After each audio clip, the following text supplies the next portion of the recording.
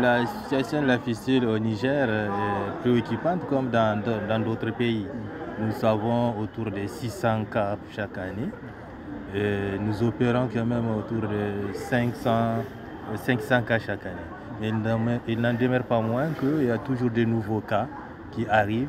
Cela veut dire qu'il faut agir en amont au niveau des communautés, parce que la fistule obstétricale, comme vous le savez, c'est une lésion qui survient au cours d'un accouchement prolongé.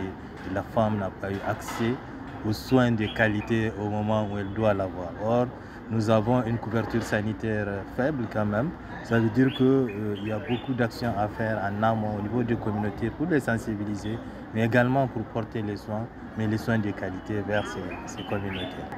L'accouchement doit être sécurisé. L'accouchement chez toute femme doit être sécurisé. Ça veut dire qu'il faut une structure avec un environnement qualifié et du personnel qualifié quand même de donner ces soins-là. Mais il faut agir au niveau de communautés pour changer de paradigme, pour utiliser ces services de santé qui sont à leur disposition pour éviter ce genre de situation. Donc éviter ces retards qui agissent justement malheureusement sur la santé de la femme. Retard parce qu'on ne décide pas assez tôt de venir consulter au niveau des formations sanitaires pour trouver les soins qu'il faut. Mais il faut agir aussi sur le retard pour venir arriver au niveau de la structure des soins. Et là, il faut que le gouvernement, les partenaires se mettent ensemble pour non seulement construire des infrastructures proches des populations, mais également pour tracer les routes, en tout cas qui leur permettent d'accéder à ces formations sanitaires.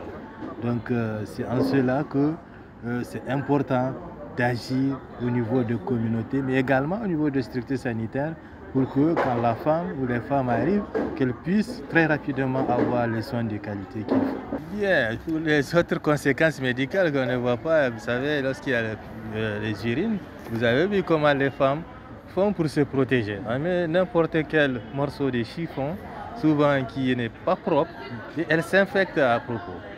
Elles mettent ça pourquoi? Pour ne pas justement suinter les urines avec les odeurs. Mais ça fait que justement arrêter dans les urines, certains d'ailleurs arrêtent de boire pour ne pas uriner. Pour ne pas que les urines, parce qu'il faut boire assez pour que les urines puissent s'écouler. Alors, ils arrêtent de boire et du coup, ça entraîne un problème au niveau de leurs reins. Mais en dehors des reins, au niveau même de la vessie, il y a certains chez qui on voit des calculs vésicaux qui se forment. C'était une pierre qui se constitue parce que les urines sont concentrées. Souvent, il faut enlever cette pierre pour opérer la femme. Et sans compter l'insuffisance rénale qui peut survenir, conséquence que la femme se retient, ne veut pas boire pour ne pas boire. Sans compter les infections, puisqu'on va mettre des chiffons, les infections qui vont remonter non seulement au niveau de l'arbre urinaire et aller infecter le rein lui-même, et donner des néphrites et autres. Ça, ce sont des conséquences aussi qu'on ne voit pas.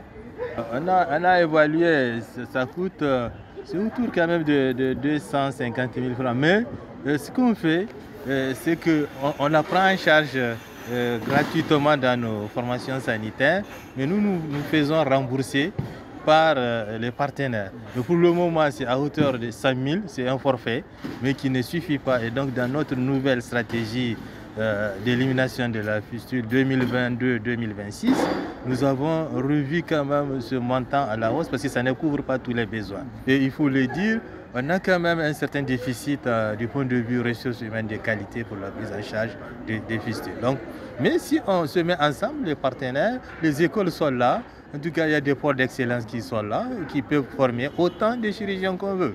Maintenant, c'est les finances, il faut mobiliser les finances pour accompagner cette formation. Et je crois que la FIGO est en train d'aller vers la formation des chirurgiens, mais pourvu qu'il y ait cet engagement de tous les pays, de chaque pays, pour envoyer ces ressources. On dit que c'est une maladie des pauvres parce qu'en général, en milieu rural, les femmes ne sont pas scolarisées. Donc elles ne comprennent pas, elles n'appréhendent pas leur corps, même la santé de la reproduction en tant que telle. On ne fait pas les consultations prénatales parce qu'on n'a pas les moyens. Ou de l'autre côté aussi, analphabétisme aidant, certaines femmes même sont interdites dans certaines contrées de sortir et d'aller se faire consulter. Il faut l'autorisation du mari, il faut l'autorisation de la belle-mère, etc., etc. Du coup, et ça c'est lié à l'analphabétisme, l'ignorance, et derrière tout ça, il y a la pauvreté.